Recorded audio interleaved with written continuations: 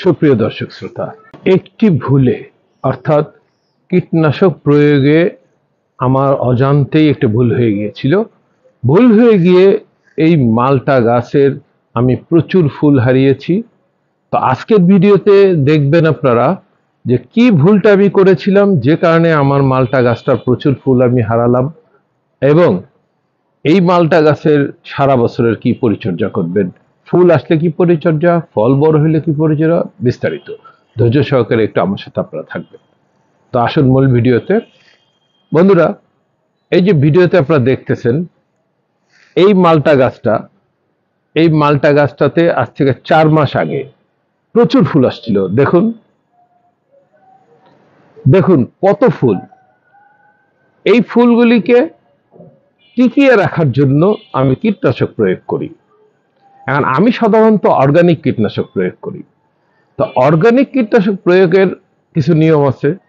সাধারণত এটা বেশি প্রয়োগ করলেও খুব বেশি ক্ষতি হয় না, তারপরেও একটা নিয়মের মধ্যে থাকতে হয়। আর রাসায়নিক কীটনাশক তো অবশ্যই নিয়মের মধ্যে থাকতে হবে। নির্দিষ্ট টাইমের আগে করা যাবে না, কতবার করতে হবে তারও বেশি করা যাবে না, তাহলে নষ্ট হয়ে যাবে।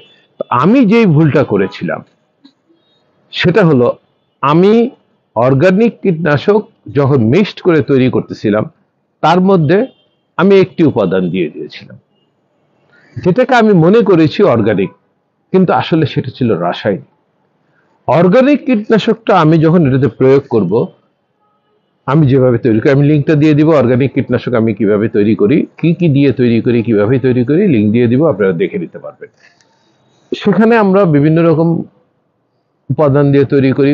কখনো এটাকে 1 দিন পর পর স্প্রে করলেও সমস্যা হয় না, কখনো 7 দিন পর পর স্প্রে করতে হয়। আরেকটা বিষয় হলো, ঠিক স্প্রেটা করতে হয় ফুল ফোটার আগে। বন্ধুরা, একটু ক্লোজ করে যদি দেখাতে পারি, যে এই যে একটি ফুল, এই ফুল, এই ফুলটা কিন্তু ফুটে গেছে। বন্ধুরা, এখন আর স্প্রে করা যাবে না, কোনো কীটনাশকই না। কারণ এখন স্প্রে করলে এই ফুল পরাগায়ন ঘটানোর জন্য যেই কীটপতঙ্গগুলোর আগমন ঘটবে, তারা এই মধু খাওয়ার জন্য এখানে আসে এবং তাদের হাতে পায়ে পরাগরেণু লেগে পরাগায়ন। এই যে দেখেন, আমি বলতে বলতে এখানে এসে গেছে মৌমাছি ধরনের একটি পোকা, সে এখন পরাগায়নে সেখানে মধু খেতে আসছে। দেখুন আপনাদের এখান থেকে দেখা যাচ্ছে কিনা, আমি যে ক্লোজ করে দেখাচ্ছি, দেখুন এই যে ফুলের মধ্যে ঢুকে গেল পোকাটা। তো এইভাবে পরাগায়ন হবে। সুতরাং এই অবস্থায় কখনোই কীটনাশক প্রয়োগ করবেন না, এটা কিন্তু প্রথম শর্ত। কখন করবেন? এর আগে, ফুল ফোটার আগ দিয়ে যে কোনো কীটনাশক, রাসায়নিক হোক আর অর্গানিকই হোক, সেটা প্রয়োগ করবেন। তো আমি ভুল কি করছিলাম সেটাও বলবো। তো আমি ধারাবাহিকভাবে আসছি। এরপরে এই প্রয়োগের পরে যখন গুটি বাঁধা শুরু করবে, তখন আরেকবার প্রয়োগ করতে হয় কীটনাশক। এই যে দেখুন, এবার একটু গুটি দেখাই।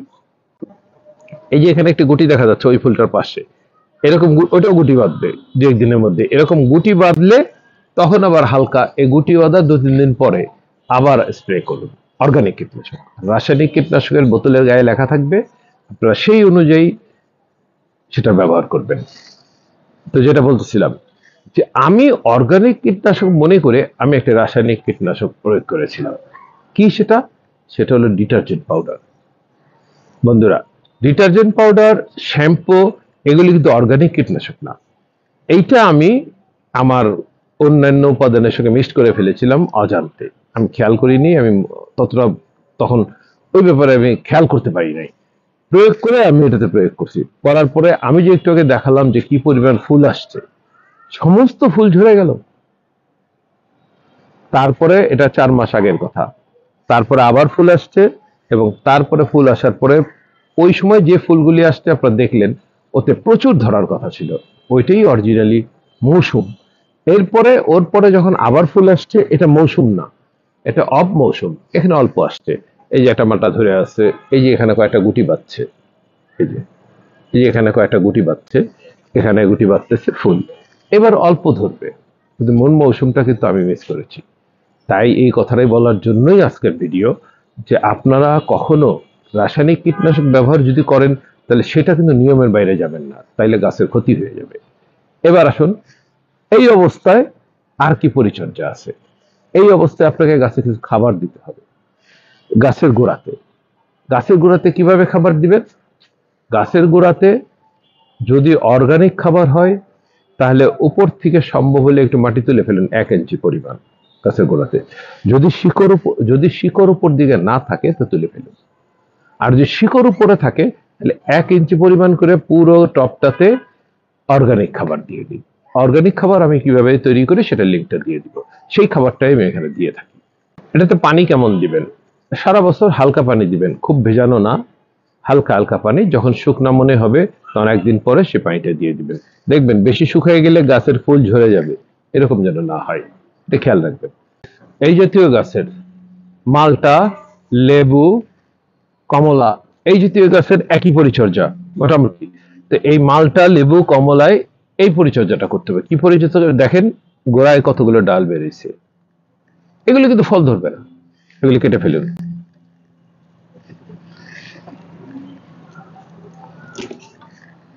কেটে ফেলুন। আরেকটা জিনিস লক্ষ্য করুন, এই দেখুন একটি ডাল। বন্ধুরা, এই ডালটা এইখান দিয়ে খুব দ্রুত বড় হয়েছে।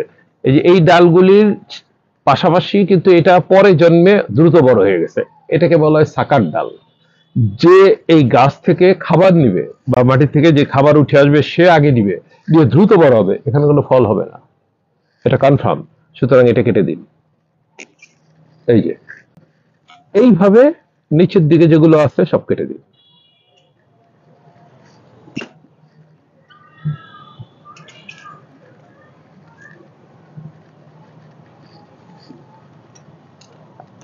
আমি এই যে ডালগুলো আগে কেটে দিতাম, ভিডিওটা করব বলে আমি কাটিনি, এখন কাটলাম, আপনাদের দেখালাম যে কিভাবে আপনারা করবেন।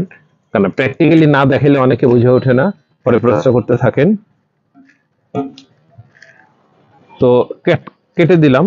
তো একটা জিনিস দেখাই, দেখুন এই যে পাতা, এই যে পাতার উল্টো দিকে দেখুন, সাধারণত কীট পতঙ্গ কিন্তু পাতার উল্টা দিকে আক্রান্ত করে। দেখুন এই যে এক ধরনের কীট। তো এগুলোকে ওই যে অর্গানিক কীটনাশক বা যারা রাসায়নিক কীটনাশক ব্যবহার করেন তারা এগুলো স্প্রে করবেন। সবসময় গাছে যখন স্প্রে করবেন একটা জিনিস খেয়াল রাখবেন, গাছটা নিচের থেকে স্প্রে করবেন, নিচ থেকে, অর্থাৎ পাতার উল্টা দিকে, পাতার পিছনটায় যেন স্প্রেটা যায়, কারণ পিছনেই পোকার আক্রমণ হয়। আরেকটি বিষয় বলি বন্ধুরা, যখন ফলের আকৃতি ভালো হবে তখন গাছে যেন পানি কম না হয়। মোটামুটি ভিজা রাখতে হবে না, কিন্তু দেখবেন একেবারে শুকিয়ে না যায়। একেবারে শুকিয়ে গেলে ফল কিন্তু রসালো হবে না, রস কমে যাবে। কিন্তু আরেকটা কাজ করতে হবে, হারভেস্ট করার 1 মাস আগে, অর্থাৎ আপনি যখন বুঝতে পারবেন যে হারভেস্ট করার সময় হয়ে যাচ্ছে, আগামী 1 মাস পরে আমি হারভেস্ট করব, 1 মাস থেকে 15 দিন আগে পানি দেওয়া বন্ধ করে দিন। শুধু তরল কিচেন কম্পোস্ট বা তরল গোবর সার হালকা করে দিয়ে যান। আর কোনো পানি, তখন পানি একটা দিবেন না, কম দেন, একটু শুকিয়ে গেলে দেন, নাইলে ফল মিষ্টি হবে না। ফল মিষ্টি করার জন্য কিন্তু এটা একটা টিপস। ফল বড় করতে হলে আপনাকে ফল গুটি বাঁধার সাথে সাথেই খাবার দিয়ে যেতে হবে।